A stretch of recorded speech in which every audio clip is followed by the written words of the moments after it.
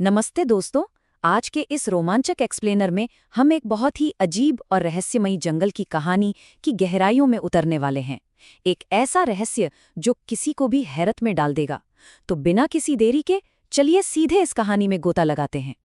जरा सोचिए, एक ऐसी डरावनी जगह जहां बिल्कुल गहरा सन्नाटा है, लेकिन फिर भी ऐसा लगता है मानो पेड़ आपस में कुछ फुसफुसा रहे हों।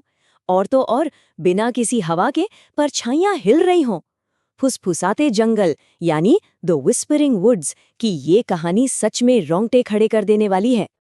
आज हमारा सबसे बड़ा सवाल यही है कि क्या आरव, मीरा और कबीर जैसे 3 बहादुर बच्चे इस जंगल का राज खोल पाएंगे? क्या लगता है, जैसे ही वे इस घने अंधेरे में कदम रखेंगे, उन्हें कौन से रहस्य मिलने वाले हैं? थोड़ा सोचिए। तो कहानी का पहला हिस्सा है challenge of the whispering woods. एक बड़ी चुनौती का सामना करते हुए ये तीनों बच्चे हिम्मत करके जंगल के उस गहरे काले सन्नाटे में प्रवेश कर ही जाते हैं। अब देखिए, अंदर जाते ही लगभग तुरंत एक बहुत ही अजीब सी आवाज गूंजने लगती है, ठक ठक ठक। और सबसे चौंकाने वाली बात पता है क्या है? ये आवाज पेड़ों पर बैठे किसी पक्षी की नहीं थी, बल्कि सीधे जमीन के नीचे मिट्टी के अंदर से आ रही थी। और यहीं से शुरू होता है दूसरा भाग, रहस्यमयी डिब्बा और एक नक्शा। उस डरावनी आवाज का पीछा करते हुए बच्चों को मिट्टी में आधा दबा हुआ कुछ ऐसा मिलता है जो इस सफर को पूरी तरह बदल देता है। वे मिट्टी से एक बहुत ही पुराना रहस्यमयी लकड़ी का डिब्बा बाहर निकालते हैं।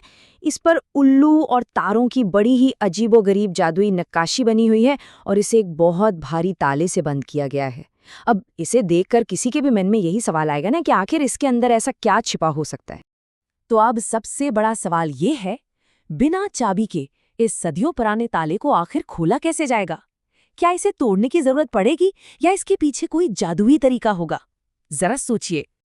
और तभी अचानक एक ठंडी हवा के झोंके के साथ मानो खुद जंगल बोल उठता है। एक बहुत ही डरावनी, फुसफुसाती हुई आवाज गूंजती है, लालटेन ढूंढो।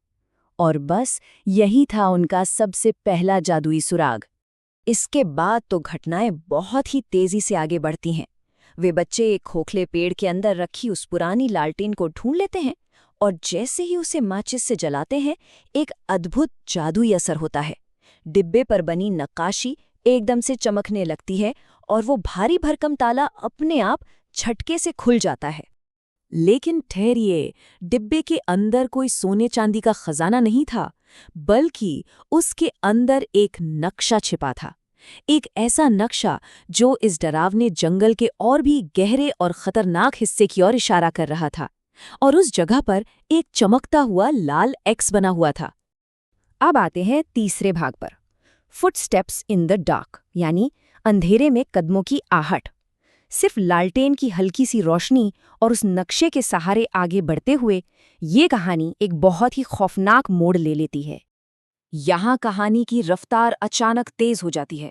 घने अंधेरे में चलते हुए बच्चों को अचानक अपने ठीक पीछे किसी के चलने की भारी आहट सुनाई देने लगती है। चर चर चर, ऐसा लगा जैसे कोई उनके बहुत बहुत करीब आ गया हो। कबीर बड़ी बहादुरी दिखाते हुए उस घने अंधेरे में आवाज लगाता है, लेकिन कोई जवाब नहीं आता। उन डरावने पेड़ों के बीच उस घुप अंधेरे में आखिर कौन या क्या उनका पीछा कर रहा होगा? क्या कोई अंदाजा लगा सकता है? ये पल उनके बेतहाशा दौड़ने और डर से भरे सफर का था। कदमों की वो खौफनाक आवाज सुनते ही वे अंधेरे में पागलों की तरह भागना शुरू कर देते हैं। उस जादुई लालटेन को उन्होंने कसकर पकड़ा हुआ था और ऐसे ही भागते हाफते पूरे 5 मिनट बाद आखिरकार वे नक्शे पर बने उस रहस्यमयी लाल एक्स वाली जगह पर पहुंच ही जाते हैं। और यही है हमारा चौथा भाग, real protectors of the forest. Lal x वाले उस निशान पर पहुंचते ही वो डरावना पीछा एकदम से खत्म हो जाता है और जंगल का असली शानदार जादू सबके सामने आ जाता है। वहां पहुंचकर मीरा देखती है कि पत्थरों का एक बिल्कुल गोल घेरा बना हुआ है और उसके ठीक बीचों बीच एक छोटी सी चमकती हुई चांदी की सीटी रखी है। जैसे ही वो उस सीटी को उठाती है, पीछे आ रहे उन डरावने कदमों की आहट वहीं के वहीं एकदम से रुक जाती है। और फिर जैसे ही आरव उस चांदी की सीटी को बजाता है, वो पूरा का पूरा घना जंगल अचानक रोशनी से जगमगा उठता है। अंधेरे को चीरते हुए सैकड़ों चमकते हुए जुगनू बाहर आते हैं और आपस में मिलकर एक विशाल उल्लू, फिर एक लोमड़ी और अंत में एक बेहद ही शानदार हिरण की जादुई आकृति बनाते हैं। और सबसे अद्भुत बात जानते हैं क्या थी? ये सभी जादुई आकृतियां सम्मान में उन तीनों बच्चों के सामने सिर झुका लेती हैं। तभी हवा में एक हल्की सी फुसफुसाहट गूंजती है। पेड़ आखिरी बार बोलते हैं, अब तुम रक्षक हो।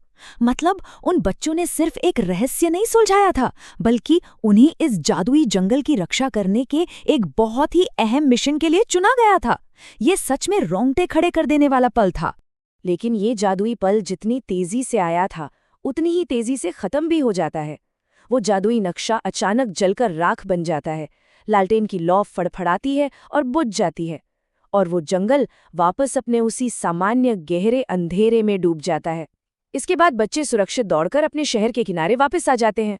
उन पेड़ों से बाहर कदम रखते ही जो फर्क दिखता है वो वाकई हैरान करने वाला था।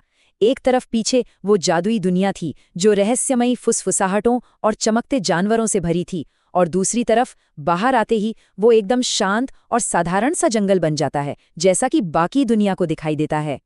इस रोमांचक एक्सप्लेनर के खत्म होते होते एक विचार दिमाग में आता है जो सच में सोचने पर मजबूर कर देता है।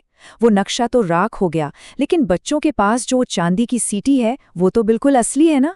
वो जब भी उस जंगल के पास से गुजरते हैं उन्हें आज भी वो रहस्यमयी फुसफुसाहटें सुनाई देती हैं। तो क्या लगता है अगला ऐसा कौन सा अद्भुत रहस्य है जो ये जंगल उन्हें बताने का इंतजार कर रहा है? इसके बारे में जरा सोचिएगा जरूर।